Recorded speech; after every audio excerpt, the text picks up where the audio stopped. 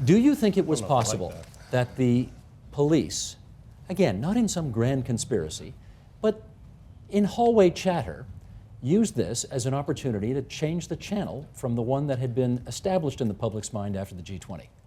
I have no idea whether it's true, but nobody raised it in the media. But nobody raised it in the media, and I think the officials, the people who were in charge of this event, wouldn't like the question, and I think that's why it wasn't raised in the media at that time. I don't know, I just find it so cynical.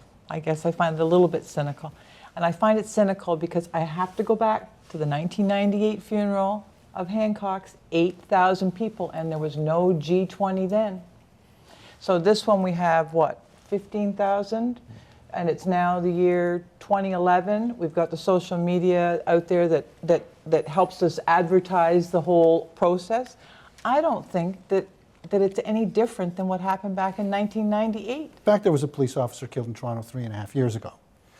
It happened to be York Region, but Constable Robert Plunkett was killed, and he stopped some criminals, and they killed him.